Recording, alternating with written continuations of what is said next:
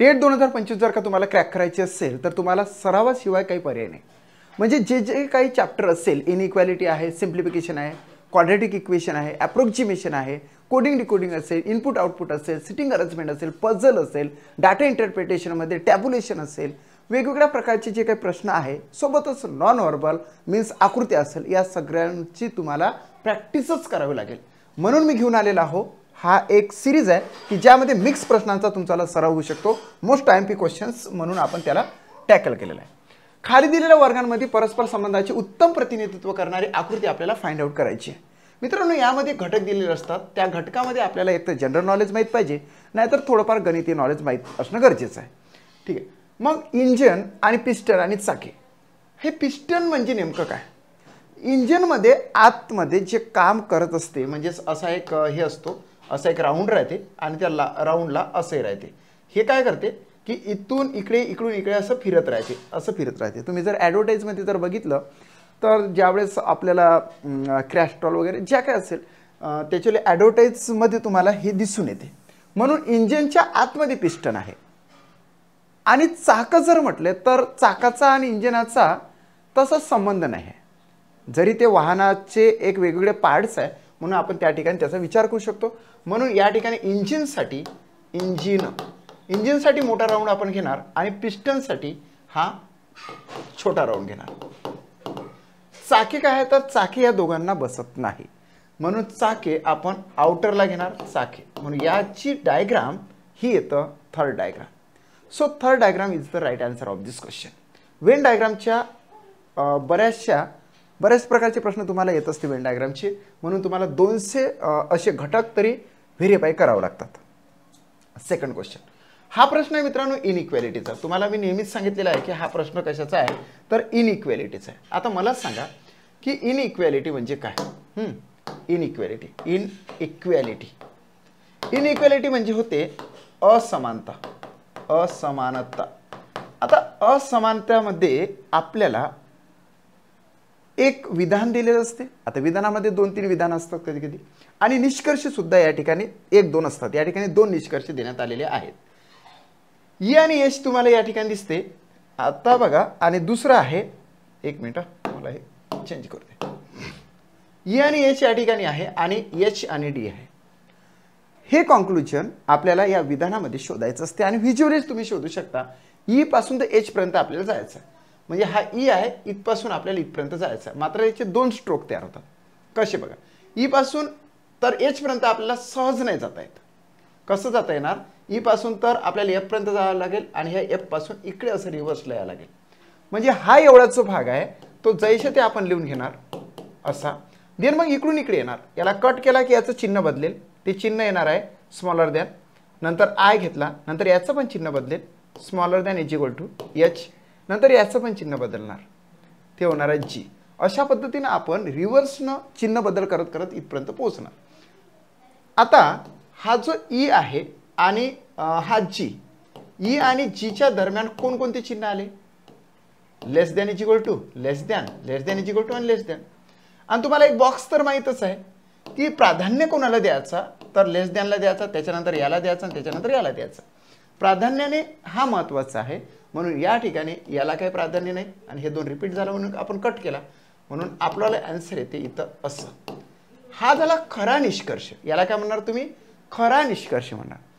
आता या निष्कर्षाची याची तुलना जर केली किंवा बघितलं राईट आहे की रॉंग आहे तर हा पूर्णतः भिन्न आहे. म्हणजेच हे झालं रॉंग कॉन्क्लुजन, रॉंग निष्कर्ष. आता दुसऱ्या याच्यावर आपण जाऊ. सेकंड बघा. सेकंडसाठी आपण काय करणार? एच आणि डी आहे. काय आहे? एच आणि डी. एच पासून तर डी पर्यंत जायचं आहे. एच इथे आहे आणि डी इथे आहे. सहज जाता येणार का? नाही. एच पासून तर एफ पर्यंत सरळ यावं लागेल आणि एफ पासून डी पर्यंत असं रिव्हर्सला यावं लागेल. इथे चिन्ह बदल होणार, इथे चिन्ह बदल नाही होणार. मी इथूनच सुरुवात करतो, डायरेक्ट इथूनच सुरुवात करतो. नाहीतरी एच पासून तर इकडे जायचं तर इथपर्यंत ऑलरेडी लिहिलेलंच आहे असं समजतो. आता हा एफ याच्याशी अटॅच झाला, चिन्ह बदल होणार, greater than is equal to होणार. ई लिहिल्या जाणार, चिन्ह बदल होणार, ग्रेटर दॅन डी होणार. या ठिकाणी एच आणि डी पर्यंत कोणकोणते चिन्ह आले? Greater than is equal to, greater than is equal to आणि ग्रेटर दॅन. मला सांगा की मी असा जर एक बॉक्स तयार केला आणि प्राधान्यक्रम कोणाला द्यायचं तर ग्रेटर दॅनला, देन याला, देन इज इक्वल टूला प्राधान्यक्रम तुम्ही याला देणार, म्हणजे या 4 मध्ये प्राधान्याने कोण येईल, हा येणार. हे सगळे आपले कट झाले. हा रिपीट आहे म्हणून एकत्रच झाला, बाकीचे हे कट झाले. म्हणजेच H is greater than D असा हा खरा निष्कर्ष झाला. तो याच्यासोबत मॅच करून बघितला तर दोन्ही तंतोतंत सारखे आहे, म्हणजेच सेकंड कॉन्क्लुजन या ठिकाणी राईट आलं. सेकंड कॉन्क्लुजन मित्रांनो या ठिकाणी राईट आहे. फक्त 2च सत्य आहे, म्हणून second option is the right answer of this question. इनइक्वेलिटीचे प्रश्न तुम्हाला वेगवेगळ्या पद्धतीने विचारला जाईल, त्याचा आन्सर मात्र तुम्हाला व्हिज्युअलीच काढता आलं पाहिजे, म्हणजे दृष्टीवत काढता आलं पाहिजे. Next simplification. सिम्प्लिफिकेशन नावाचं चॅप्टर तुमचं परफेक्टच असलं पाहिजे, म्हणजे पदावलीचं चॅप्टर. आता पदावलीमध्ये याला आपण सॉल्व्ह करूया. या ठिकाणी बघा, या ठिकाणी अंडररूटमध्ये 36 फक्त एवढ्यासाला स्क्वेअर रूट आहे. या ठिकाणी हे घनमुळामध्ये आहे, याला काय म्हणणार तुम्ही, याला वर्गमूळ म्हणणार, वर्गमुळाचं चिन्ह आहे, आणि याला तुम्ही घनमूळ म्हणणार, वर्गमूळ, आणि याला तुम्ही घनमूळ म्हणणार. आता घनमूळ आणि वर्गमूळ आपल्याला काहीच पाठच असतात.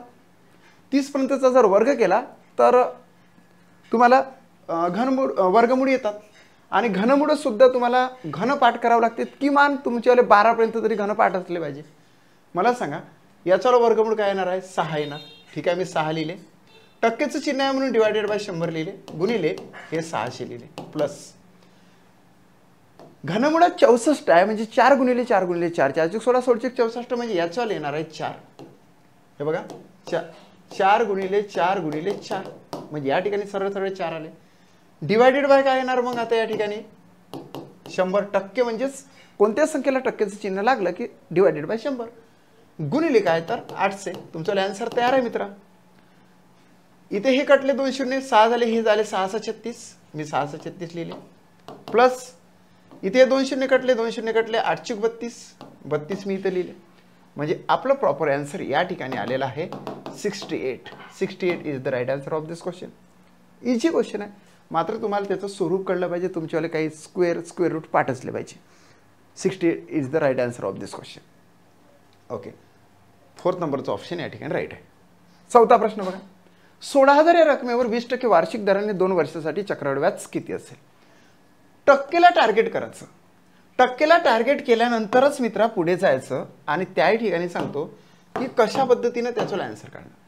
टक्के 20% आहे, किती का टक्के असू द्या, याच्यामध्ये 100 ॲड करायचे आणि 100नेच डिवाइड करायचे. 100 ॲड करणे आणि 100ने डिवाइड करणे हे तुम्हाला माहीत असलं पाहिजे. मग हे 20चे काय होणार आहे, 120 होणार, डिवायडेड बाय 100 होणार. याला कट करायचे, म्हणजे भाग द्यायचा.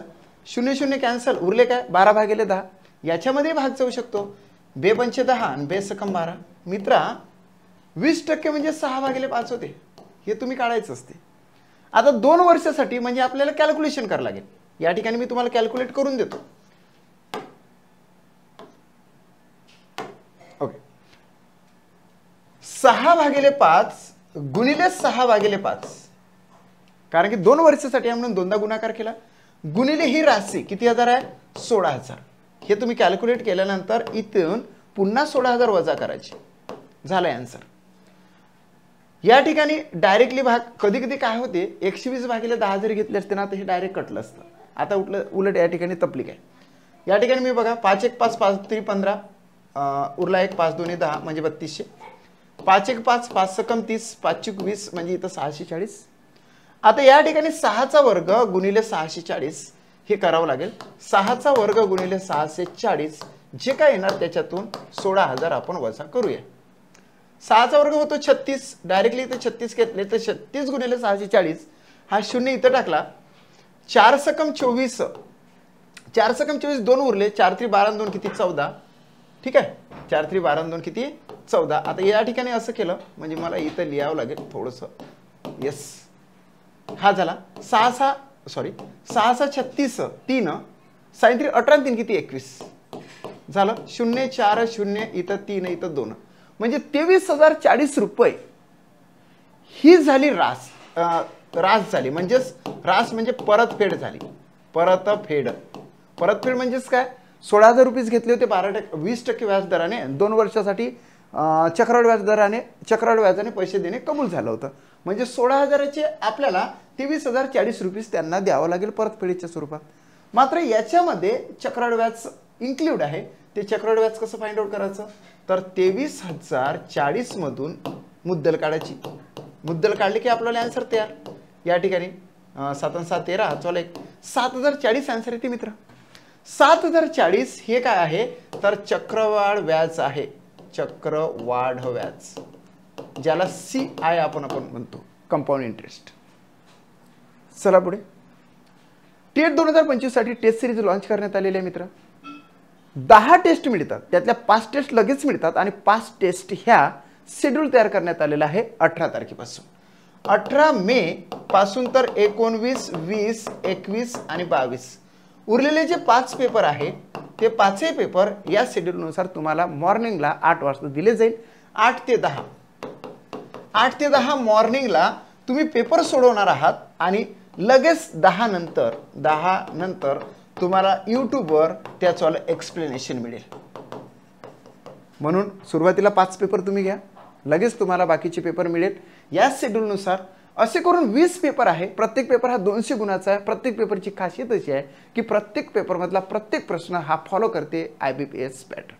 ओके, IBPS पॅटर्ननुसार सर्वच्या सर्व हे पेपर आहे. हे पेपर तुम्ही मोबाईलवर सोडवू शकता, लॅपटॉपवर सुद्धा सोडवू शकता. संपर्कासाठी पत्ता दिलेला आहे, या नंबरवर तुम्ही कॉन्टॅक्ट करा. निश्चितचपणे तुम्हाला ती सिरीज चालू होऊन जाईल. पुढे जाऊया. 2500 या रकमेवर 8% वार्षिक दराने 2 वर्षासाठी चक्रवाढ व्याज काढायचं आहे. आत्ताच आपण बघितलं काय करायचं होतं, तर हे टक्के टार्गेट करायचे 8%. याच्यावर क्रिएशन करायचं. कधी कधी क्रिएशन केलं तर कॉम्प्लिकेशन येते, कधी कधी क्रिएशन नाही केलं तर लगेच सुटते. ठीक आहे, काही का असो 8% आहे. म्हणजे याच्यामध्ये 100 ॲड करायचे आणि 100ने भाग द्यायचा. म्हणजे हे होणार आहे 108 भागिले 100. कॅल्क्युलेट करूनच घेऊ. कसं कॅल्क्युलेट होणार, 4 दुनी 8 उरले 2, 4 7 28, 4 दुनी 8 उरले 2, 4 25, 27 भागिले 25 होतात याच्यावाले, 27 भागिले 25. आता देअरफोर 2 वर्षासाठी म्हणते तर 2दा त्याचा गुणाकार करूया.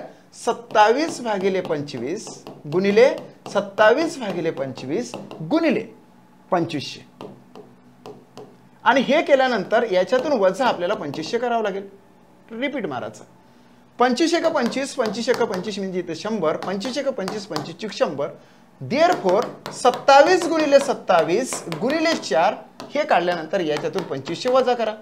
27चा वर्ग मित्र तुम्हाला पाठच पाहिजे. 27चा वर्ग येतो 729.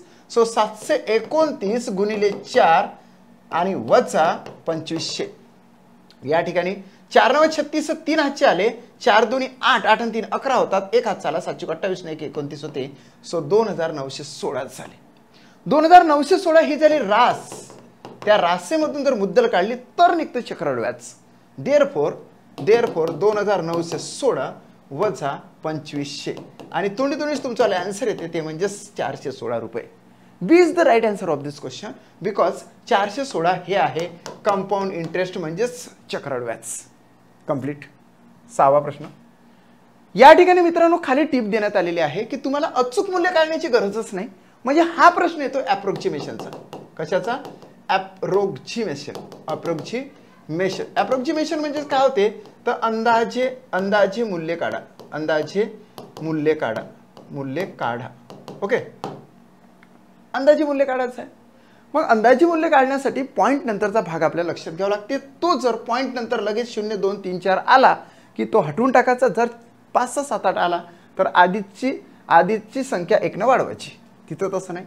इथं मात्र वाढणार. 449 होणार आहे 450. काय होणार इथे 450 होणार. इथे वाढणार नाही, मात्र इथे वाढणार. हे होणार आहे 64. मित्रांनो आता बघा डायरेक्टलीच आपण लिहून घेऊ. 24% म्हणजेच किती 24 भागिले 100 गुणिले हे काय आहे तर 450 अधिक x चा स्क्वेअर बरोबर 16चा वर्ग. डायरेक्टच घेऊ. 16चा वर्ग तुमच्या पाठ पाहिजे 256 येतं. सो 256 डायरेक्टली इथे लिहून घेतले मायनस. आता घनमुळामध्ये 3 आहे, घनमुळामध्ये 64 आहे. सो याचा प्रॉपर आन्सर येते 4 कारण की 4चा घन म्हणजे 64 होते, म्हणून इथे आले 4. आता कॅल्क्युलेट करू, इकडचा पार्ट इकडे करू, इकडचा पार्ट इकडे करू. इथं किती येणार आहे, तर 252 येणार आहे. कॅल्क्युलेशन केलं. या ठिकाणी सुद्धा 0 0 कॅन्सल झाला आणि भाग सुद्धा जातो त्या ठिकाणी. कसं की इथं येणार आहे याचे निम्मे 12, याचे निम्मे येणार आहे 5, 5 1 5, 5 9 45, 12 9 88 108. सो 108 प्लस एक्स स्क्वेअर बरोबर 252 या स्टेप्सवर आपण पोहोचलो. आता काय करणार आपण की 108 प्लस एक्स स्क्वेअर बरोबर 252, हा जो प्लस आहे इकडे मायनस करणार. मायनस केल्यानंतर 108 जर मायनस केले आपण तर एक्स स्क्वेअर बरोबर 2तून 8 जात नाही, म्हणून 12तून 8 गेले 4 राहिले, हा चौला 1, या ठिकाणी 4 राहिले आणि इथे 1 राहिला. मित्रा या स्टेप्सवर आपण पोहोचलो आणि ही स्टेप्स खूप महत्त्वाची आहे. जर एक्स स्क्वेअर जर असेल तर हा स्क्वेअर कट करायचा आणि याला स्क्वेअर रूट मध्ये टाकायचं, असा नियम सांगतो. म्हणून देअरफॉर एक्स बरोबर अंडर रूट मध्ये 144 म्हणजेच होते 12. सो प्रॉपर आन्सर येते मित्रा 1. First option is the right answer of this question. कसं पॉसिबल झालं, ज्यावेळेस आपण हे 449चे 450 केले, इथे 63.93चे 64 केले, तेव्हाच हे अप्रोक्सिमेट व्हॅल्यूनुसार पॉसिबल झाले 12 काढणे. फर्स्ट ऑप्शन राईट येतं. 7वा प्रश्न हा येतो मित्रांनो क्वाड्रॅटिक इक्वेशनशी रिलेटेड. लक्षात घ्या, क्वाड्रॅटिक इक्वेशन का सांगत आहोत नेहमी, कारण की प्रत्येक प्रश्नाचा परिचय झाला पाहिजे. सिलेबस वाईज त्याला नाव काय हे तुम्हाला माहित असलं पाहिजे. मित्रा हा खूपच सोपा प्रश्न आहे. या ठिकाणी प्लस प्लस आहे, इथे प्लस प्लस आहे. आपण काय करणार आहोत, 9 2 18 असे 18 लिहून घेऊ आणि 15 चूक 60 इथं 60 लिहून घेऊ. या ठिकाणी असा गोल करू, या ठिकाणी असा गोल करू. मधली जी व्हॅल्यू आहे 9 याच्या खाली लिहून घेऊ आणि हे जे 16 आहे याच्या खाली लिहून घेऊ. आता माझ्या डोक्यामध्ये असे दोन, म्हणजे डोक्यामध्ये पाढा आहे आणि पाढ्यामधले असे दोन काही घटक आपल्याला काढायचे आहे की त्याचा गुणाकार 18 झाला पाहिजे आणि बेरीज मात्र 9 झाली पाहिजे. म्हणजे मी काय करणार, sin 3 18 करणार, मोठी संख्या आधी घ्यायची आणि sin 3 किती 9 झाले. म्हणजे गुणाकार आणि बेरीज दोन्ही हे झालेलं आहे. वरचा गुणाकार म्हणजे वर गुणाकार खाली बेरीज. या ठिकाणी सुद्धा आपण तसंच करणार. या ठिकाणी ज्यावेळेस मी बघतो ह्या 60 कडे तर माझ्या डोक्यामध्ये 12 पंचे 60 येतात.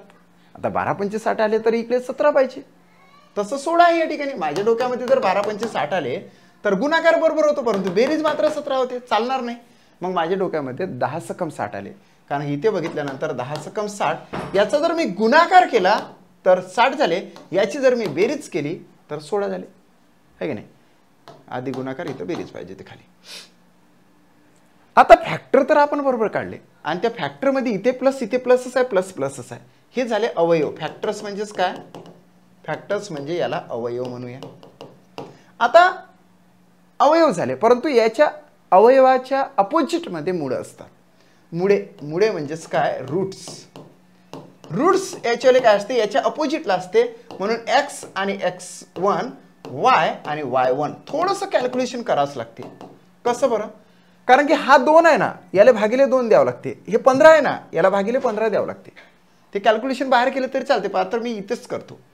या ठिकाणी बघा, याचा अपोजिट या प्लसचा मायनस होणार, 6 घेतला भागिले 2 घेणार, म्हणजे इथे कॅन्सल केला तिथं 3 झाला.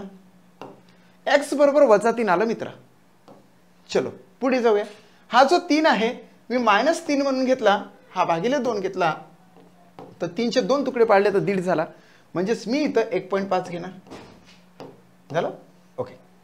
y साठी मी सुद्धा तसंच केलं. या ठिकाणी जो आहे 10 तर 10 घेतला, मात्र -10 घेतला डिवायडेड बाय, आता इथं भागिले 15 घ्यावं लागेल. आता इथं कॅल्क्युलेशन तर करावंच लागेल.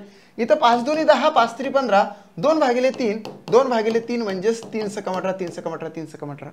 म्हणजे हे कट झालं आणि काय आलं, y बरोबर, y बरोबर निश्चितपणे आलेला आहे -0.66. हे झालं.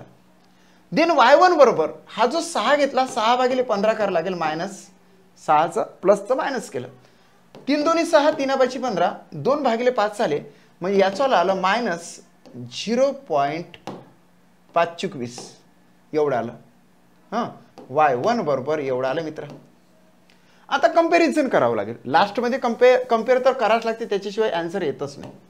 कंपेअर करण्यासाठी आपण असा बॉक्स काढून घेऊ. x आणि x1 लिहू, y आणि y1 लिहू. याची व्हॅल्यू बघा, x ची व्हॅल्यू किती आहे, -3, x1 ची व्हॅल्यू किती वजा 1.5, y ची व्हॅल्यू किती वजा 0.66 आणि याची व्हॅल्यू वजा 0.4. दोन्ही ठिकाणी जर ऋण चिन्ह असेल तर जो लहान दिसतो तो मोठा राहतो, जो मोठा दिसतो तो लहान असतो. या ठिकाणी दोघी ठिकाणी ऋण आहे, हा मोठा दिसतो, मात्र मित्र या ठिकाणी हा लहान आहे. एक्स आणि वायच्या कंपॅरिझन मध्ये एक्स ची व्हॅल्यू हे वायच्या व्हॅल्यूपेक्षा लहान आहे. आता मी असा तर आपण कंपॅरिझन केलं, आता मी अशी कंपॅरिझन करतो एक्स आणि y1 ची. इथे वजा 3 आहे, इथे वजा 0.4 आहे. सेम तसंच आहे, दिसायला मोठा आहे, ऋण आहे, दिसायला मोठा आहे म्हणून हा सुद्धा लहानच घेणार. झालं, दोन्ही तर आता लहान लहान आले बघा, एक्स आणि वायच्या दरम्यान 2 हे लहान लहान आले. आता आपण इकडेच जाऊया. आता मी काय करणार, हा x1 आणि y ची कंपॅरिझन करणार. इथे मला वजा हे बघा वजा 1.5 आहे आणि ते वजा 0.66 आहे. आता 0.66 पेक्षा 1.5 हा जरा मोठाच आहे, जरा म्हटल्यापेक्षा मोठाच आहे. मोठा आहे म्हणून इथे सुद्धा कायचं चिन्ह येणार, लाईनचं चिन्ह येणार, म्हणून लाईनचं चिन्ह आलं.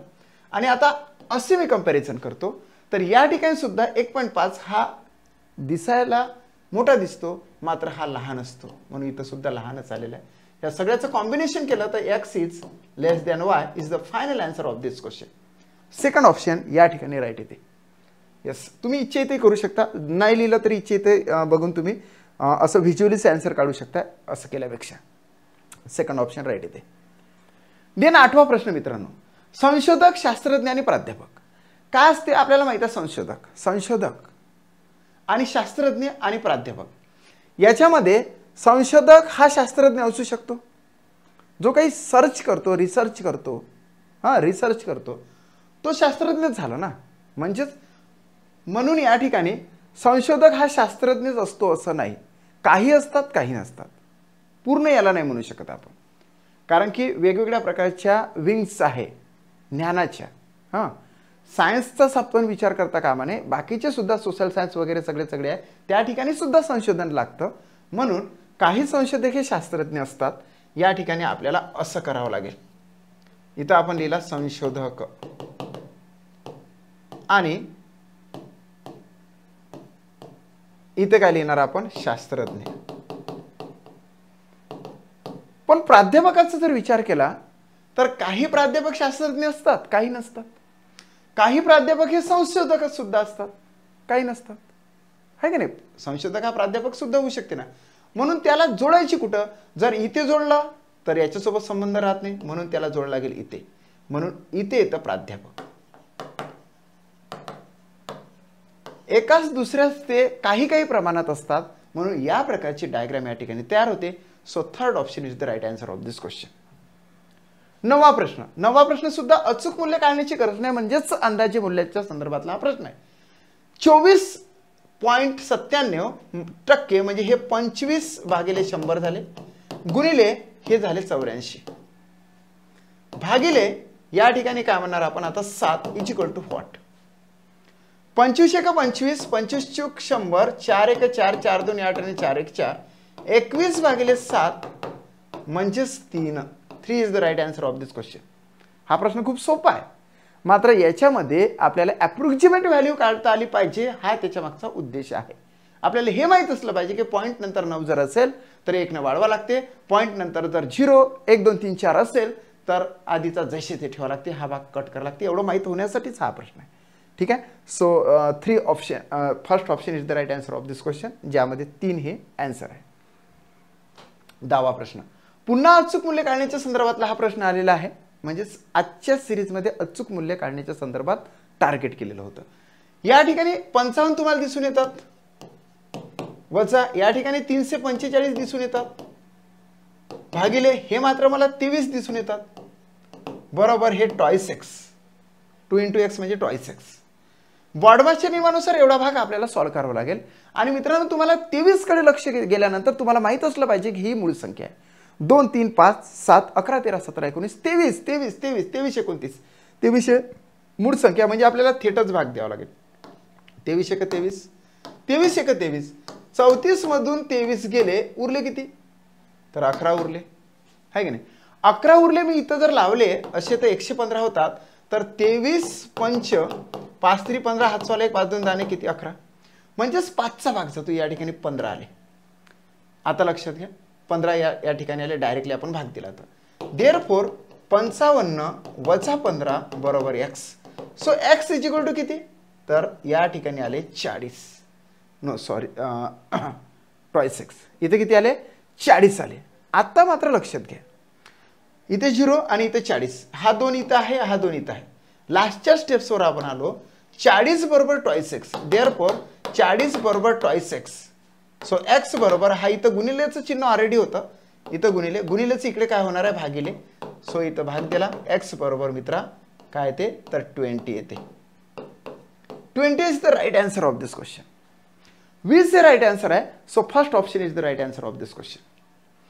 आजच्या आपल्या सिरीजमध्ये महत्त्वाचे ते क्वेश्चन्स होते, सिम्प्लिफिकेशनचे होते, अप्रोक्सिमेशनचे होते, सोबतच वेन डायग्रामशी रिलेटेड आहे, इनइक्वेलिटीशी रिलेटेड आहे, क्वाड्रेटिक इक्वेशन म्हणजे द्विघात समीकरणे अर्थात वर्ग समीकरणाच्या संदर्भातले सर्व प्रश्न आपण बघितलेले आहे. या पद्धतीने तुम्ही सराव करा. माझा प्रत्येक प्रश्न हा इजी असेल, मॉडरेट असेल, हार्ड असेल, मात्र तो टेट 2025शी रिलेटेडच असणार आहे. हे प्रश्न बघून तुम्हाला सराव करायचा आहे. यासारखे अनेक सारे प्रश्न तुम्ही स्वतः करायचे आहे. जर का तुम्हाला माझा व्हिडिओ आवडत असेल तर मित्रांनो लाईक करत चला, माझा व्हिडिओ तुमच्या मित्रांपर्यंत शेअर करत चला, आणि चॅनल जर सबस्क्राईब केलं असेल तर चॅनल सबस्क्राईब करा, बेल आयकॉन प्रेस करा, जेणेकरून तुम्हाला नोटिफिकेशन सर्वप्रथम तुमच्या मोबाईलवर मिळेल. Thanks for watching my video.